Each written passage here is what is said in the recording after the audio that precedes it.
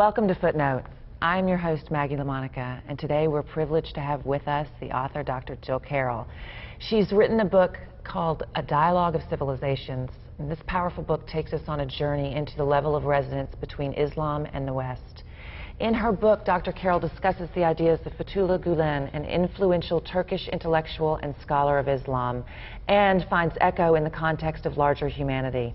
Thank you so much for being here, Dr. Thank you, Maggie. I'm glad to be here. Tell us about your background and what inspired you to write this fabulous book. Well, background's a long story. We could do a long show on that. But in terms of my scholarly background, I mean, that's really what inspires me to write. I am a specialist in religion, in the religious studies. I have a PhD in that. I'm a college professor. And when I first encountered the ideas of Fethullah Gulen, I was immediately impressed and blown away by the kind of connections that I saw in his work and some of the other work that I've done and was familiar with just from being a scholar in the humanities. And so that really was the beginning thing, the germ that inspired me to write the book. Okay. Tell us a little bit about Gulen and his philosophy and how this all kind of started to come together in a cohesive form. Yeah. I learned about Gulen not from reading his work at all, but from visiting Turkey in December of 2004. I was part of an interfaith trip of people from the Houston, Texas area and maybe a few people from Oklahoma and others, and we were on a trip for about 10 days. We went to Turkey, and we visited all over Turkey, but we visited these schools and hospitals and things, and I learned later that they are all run by people who are inspired by Mr. Gulen's ideas. And so I thought, who is this person? And so when I got back, I began to do my research, and I discovered this whole career, this man and this whole career of his as a scholar and as an imam, as a preacher in Turkey, and this whole body of work. And so I began to do this work and read his work, and was very impressed with his ideas. He's a classically trained Islamic scholar coming from the Sunni tradition, which is the largest body in Islam. And it's very powerful stuff. You met him.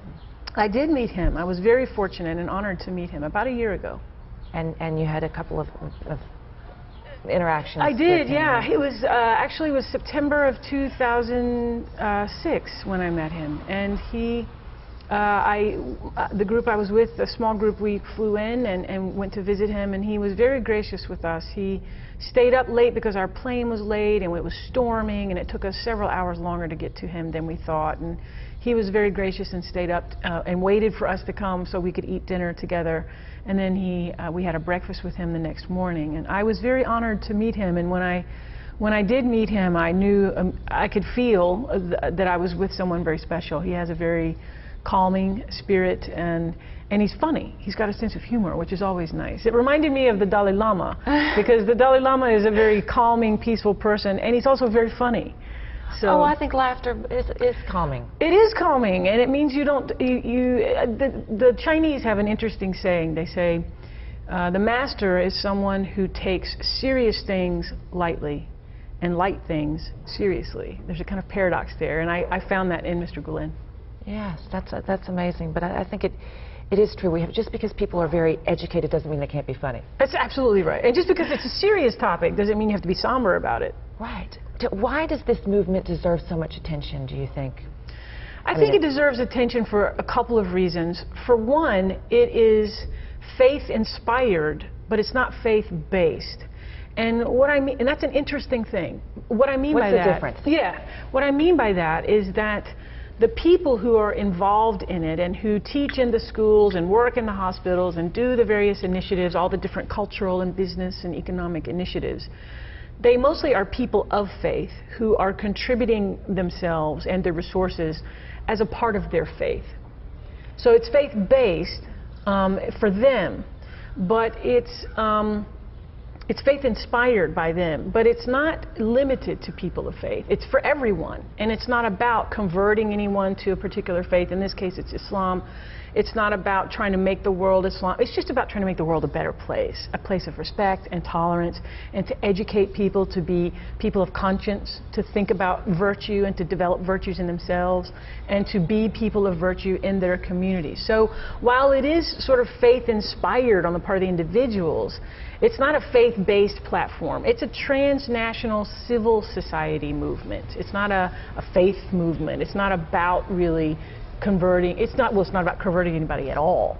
So it's just very broad. So I think that's very notable, because that's a very interesting combination. Second thing is that it's very large. Some estimates say there are something like 1,000 schools in operation right now throughout the world, actually. And Mr. Gulen has now inspired 3 generations of people in Turkey. So it's beginning to have critical mass now. And this is important, though, too, again, that part of the reason when you say faith-inspired, not faith-based, part of the big problem in the world today is that people say, well, if you're not doing what I'm doing, then you're wrong. That doesn't, we can all be different and still united on one front as far as humanity. Absolutely, yeah. That's because key. Exactly, it's central, because we can have connection because we have common concerns. We all have concerns about having a peaceful society so that we can live our lives and be happy. We all have concerns about educating our children to be the adults that they are meant to be and to come into their perfection. We all have ideas about how to make our society safe and productive and communal. These are common human concerns of people everywhere. Everywhere. Everywhere. No matter who you are, no matter where you're from. Exactly. You and I were talking earlier about we have some similarities in our past, but no matter what continent you're on, we all have the same, we all have feelings. That's right. We all want That's right. all want the same things. And at the same time that we have those concerns, you know, there are differences. And we are different. But those things don't have to be a barrier to relationship.